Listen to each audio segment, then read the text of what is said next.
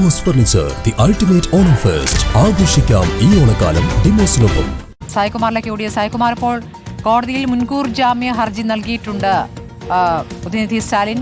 പക്ഷെ അതിനു മുൻപ് തന്നെ അറസ്റ്റിലേക്ക് കാര്യങ്ങൾ നീങ്ങിയിരിക്കുന്നു. ഏതൊക്കെ വകുപ്പുകളാണ് ചുമത്തിയിട്ടുള്ളത്? ഇനിയിപ്പോൾ ഹർജി എപ്പോഴായിരിക്കും ഹൈക്കോടതി പരിഗണിക്കുക?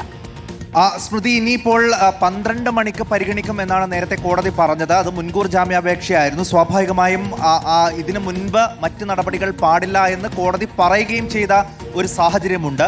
അതിനു മുൻപ് തന്നെ ഇപ്പോൾ അറസ്റ്റ് അടക്കമുള്ള നടപടികളിലേക്ക് പോലീസ് പോവുകയും ചെയ്തു. സ്വാഭാവികമായും ഇനിയിപ്പോൾ കോടതി പരിഗണിക്കുമ്പോൾ ഏത് വിധത്തിലാണ് ഈ കേസ് പരിഗണനയ്ക്ക് വരുന്നത് എന്നുള്ളത് അത്യന്തം നിർണായകമാണ്.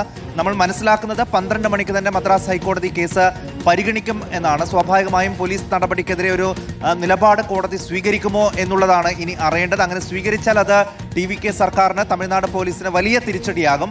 അതല്ല, അറസ്റ്റ് നടപടികളുമായി മുന്നോട്ട് പോകാനുള്ള ഒരു അനുമതി കൂടി കോടതി കൊടുക്കുകയാണെങ്കിൽ അത് ഉദയനിധി സ്റ്റാലിന് തിരിച്ചടിയാകും. എന്നാലും അത്യന്തം നിർണായകമാണ് അല്പസമയത്തിനകം മദ്രാസ് ഹൈക്കോടതി ഈ വിഷയത്തിലെടുക്കുന്ന നിലപാട്. നിലവിൽ തഞ്ചാവൂരിലേക്കാണ് ഉദയനിധി സ്റ്റാലിനെ കൊണ്ടുപോകുന്നത് എന്നാണ് നമ്മൾ മനസ്സിലാക്കുന്നത്. രാവിലെ, അതായത് ഇദ്ദേഹത്തിന്റെ ഈ ഒരു വിവാദ പരാമർശം വന്ന് 24 മണിക്കൂറിനകം തന്നെ അദ്ദേഹത്തെ അറസ്റ്റ് ചെയ്ത് കൊണ്ടുപോയിരിക്കുന്നു എന്നുള്ളതാണ് ഈ വിഷയത്തിൽ ഏറ്റവും പ്രധാനപ്പെട്ട കാര്യം. അത് DMKയുടെ എല്ലാ പ്രതിഷേധങ്ങളെയും മറികടന്നുകൊണ്ടുള്ള ഒരു നടപടി, കർശനമായിട്ടുള്ള ഒരു നിലപാടിലേക്ക് TVK സർക്കാർ പോയി എന്നുള്ളതാണ് ഏറ്റവും പ്രധാനം. ഒന്നും പറഞ്ഞിട്ടില്ല എന്ന വാദത്തിൽ ഉറച്ചു നിൽക്കുന്നു ഉദയനിധി സ്റ്റാലിൻ. അദ്ദേഹം അറസ്റ്റിലായി പോലീസ് കൊണ്ടുപോകുന്ന വാഹനത്തിൽ നിന്ന് മാധ്യമങ്ങളോട് പ്രതികരിക്കുമ്പോൾ അദ്ദേഹം പറഞ്ഞതാണ്.